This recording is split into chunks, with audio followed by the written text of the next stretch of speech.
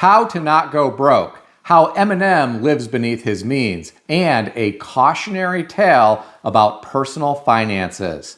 Today, I read an article on Yahoo Finance put out by MoneyWise and written by Visesh Rezinghani titled, Eminem once admitted he's not particularly fond of spending money. What to learn from his thrifty tendencies. The author of this article referenced Celebrity Net Worth, who indicated that Eminem is worth $250 million. The author said his ability to live below his means is a powerful life lesson for anyone seeking to build wealth. Eminem once asked his money manager if he could afford to buy a Rolex. He ended up buying one, but he doesn't wear it because he doesn't want to get scratches. He wears a $100 G-Shock watch instead.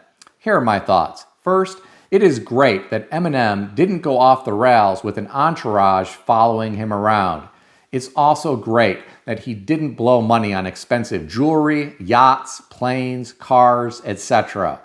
He did buy a mansion back in 2003 that had previously been owned by the CEO of Kmart. He paid $4.8 million for it. That was the year his Slim Shady album made the Rolling Stones 500 Greatest Albums of All Time list. Owning a mansion is not cheap. You have expensive maintenance, expensive utilities, expensive property taxes, and expensive insurance. Eminem eventually sold that mansion, which was probably a good move. You can burn through a lot of cash living in a 17,500 square foot house. I personally have toured homes this size and larger. An acquaintance of mine is trying to sell his 30,000 square foot home with several acres and multiple outbuildings. It costs him about $600,000 per year to operate the estate. It costs up to $15,000 per month to heat and cool the home depending on the season. He has a full-time groundskeeper and a full-time housekeeper, both of whom are W-2 employees that get health insurance. That's included as part of the $600,000 per year in operating costs. Because he has an extensive collection of art and guns, his insurance is very expensive. He's had 2 price reductions and still no buyers. That's the problem with these big mansions in some parts of the country. If his mansion was in Miami on the ocean, down the street from Jeff Bezos, I'm sure he would have an easier time selling it. My accountant does work for some wealthy business people, and many of them own mansions. A lot of them say they only use their kitchen, living room, bedroom, and bathroom. Some of them only go down to the finished basement a couple of times a year when they have family and friends over. Many of the bedrooms are closed off and never used. Think about all of the money you are throwing away for rooms that you barely use. Getting back to the article, the author referenced an interview between Eminem and the New York Times where he said, and I'll quote, "I save a lot of money by not buying drugs anymore. I invest. I always try to be smart. I try to treat all the money I'm making like it's the last time I'm going to make it." Well, my friends, I'm happy to hear he isn't buying drugs anymore. Someone could burn through a lot of money doing that, and someone could really endanger their life in many ways. I think he is wise to treat all of the money that he is making like it's the last time he is going to make it, especially in the music business.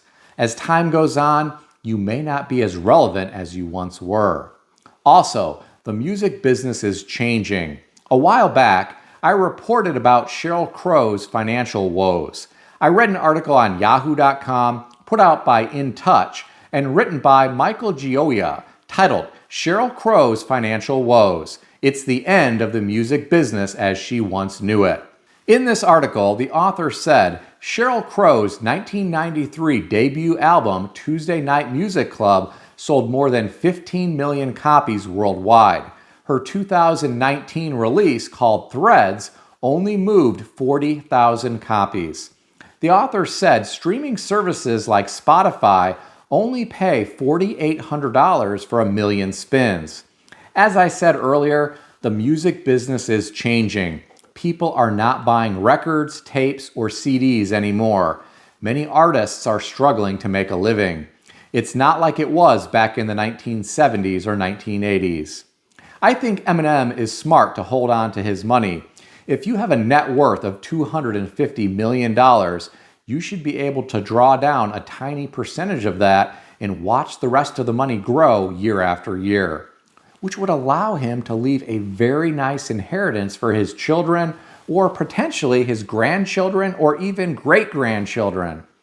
Unfortunately, many Americans don't live beneath their means, and they don't try to be conservative with their spending. Many want to buy a big fancy SUV every couple of years with a large payment. Along with one of those large fancy SUVs, you are paying more for insurance, gas, service, and tires.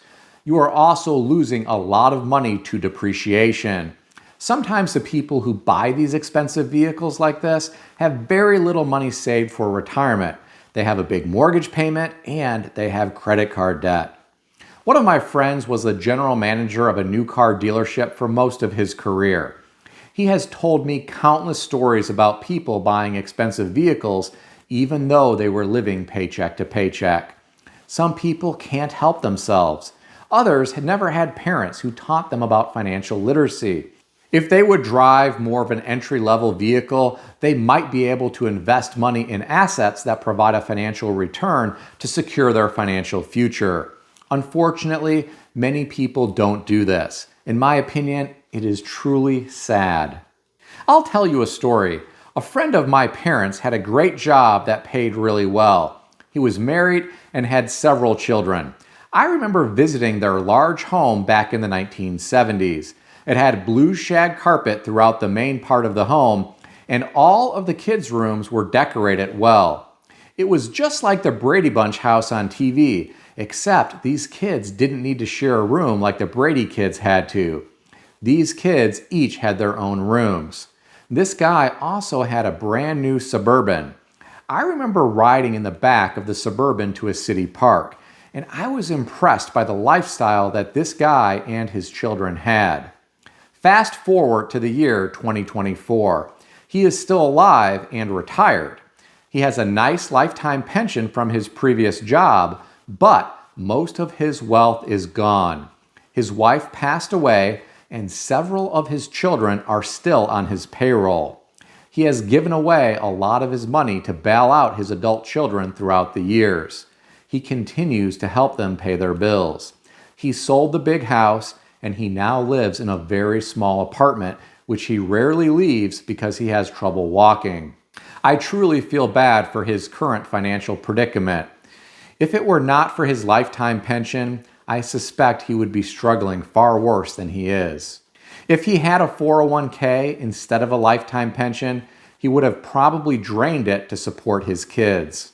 I have to wonder how different his life would be today if he had not bought that big house and some of his nice vehicles throughout the years.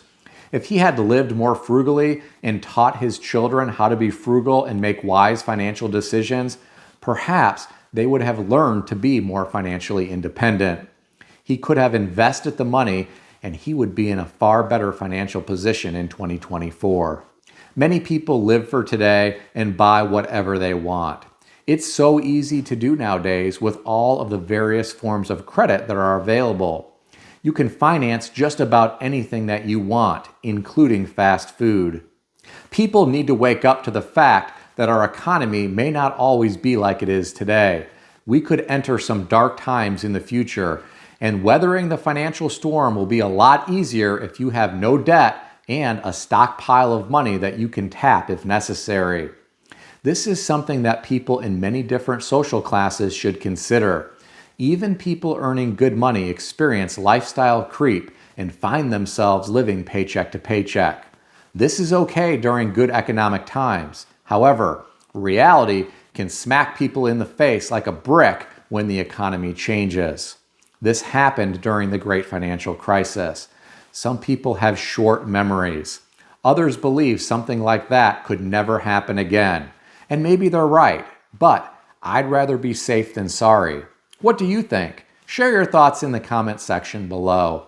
Please keep in mind that everything in this video is for entertainment purposes only, and nothing in this video is financial advice or advice of any kind.